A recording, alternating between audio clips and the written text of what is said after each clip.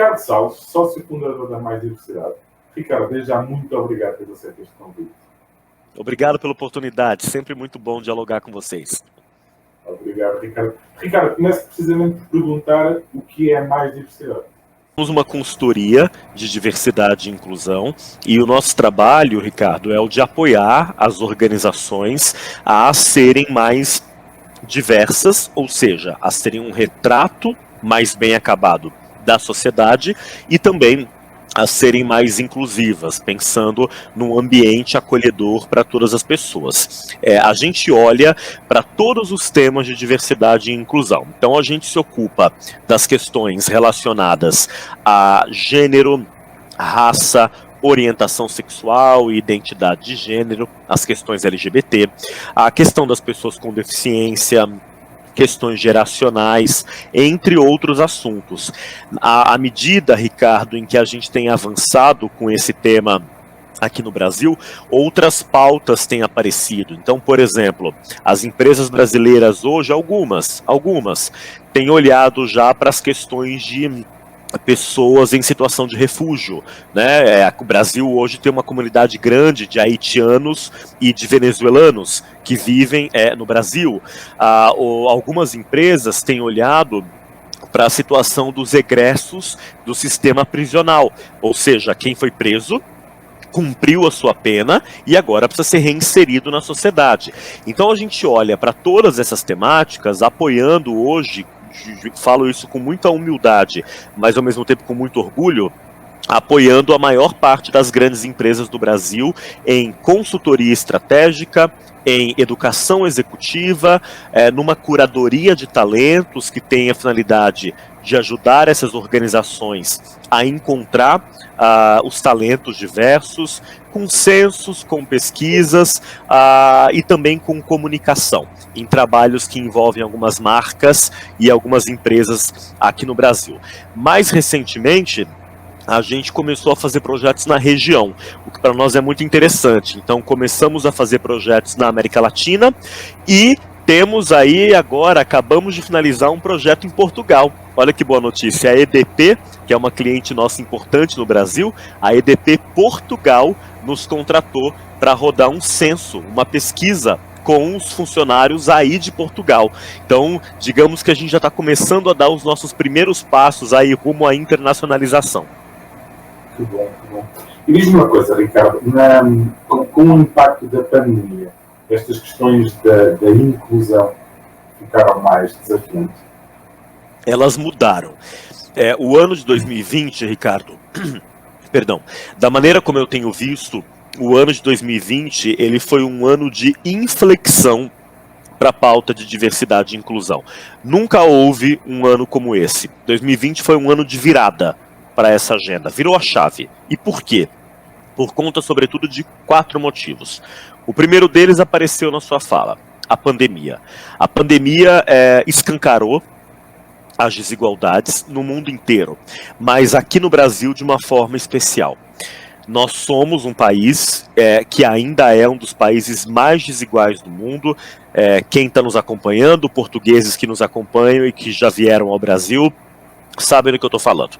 O Brasil é um país onde em cidades como o Rio de Janeiro, por exemplo, apartamentos que valem alguns milhões de euros estão ladeados pela favela, pelas comunidades. Nós estamos num momento de essa desigualdade ficar ainda mais acentuada.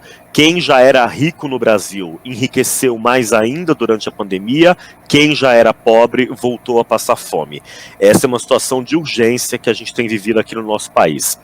Para além da pandemia, que deixou essa desigualdade de uma forma tão evidente, a gente teve outros fatores. A morte de George Floyd nos Estados Unidos mobilizou o meio empresarial norte-americano e isso teve consequências também no Brasil, porque muitas empresas norte-americanas que aqui atuam e organizações globais passaram a olhar para esse tema com ainda mais intensidade. Então isso mobilizou a nossa região. Para além disso, eleições nos Estados Unidos, a eleição, a chapa vencedora, Biden-Harris, elegeu 5 prioridades no seu governo 5 prioridades. Entre essas 5 está o enfrentamento ao racismo estrutural. Isso tem impacto sobre o meio empresarial norte-americano e isso se desdobra no mundo inteiro. E por fim, tudo isso junto, pandemia, eleição nos Estados Unidos e a questão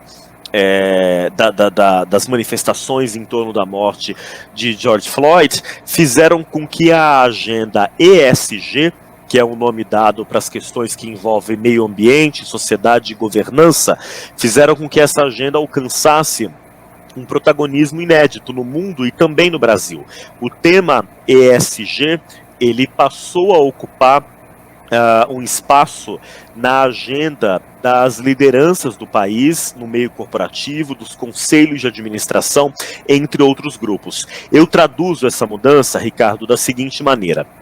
Eu costumo dizer para os meus clientes e interlocutores cá no Brasil o seguinte: eu passei 15 anos da minha carreira, 15 anos viajando esse país o tempo todo, e vocês sabem que viajar ao Brasil não é fácil, porque o Brasil é gigantesco, viajando esse país inteiro respondendo a uma pergunta.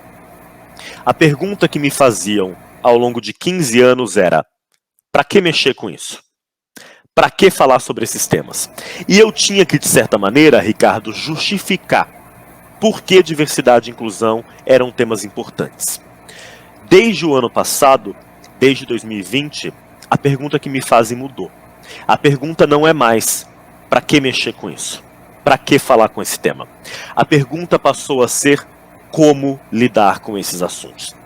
Eu acho que isso se deve a essas transformações todas que eu mencionei anteriormente, do ano de 2020, esse ano de virada.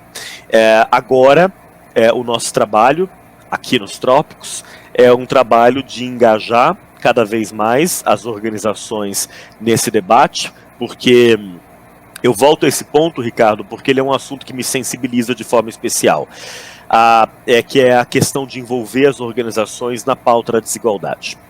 Nesse momento, agora, ao vivo, enquanto a gente fala aqui, existem 125 milhões de brasileiros, o que equivale a 60% da nossa população, em estado de insegurança alimentar.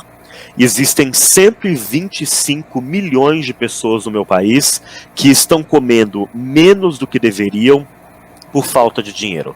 Isso é absolutamente urgente e é necessário que as organizações se envolvam com essa discussão para que deem a sua parcela de contribuição a esse momento de profunda crise que a gente enfrenta no país.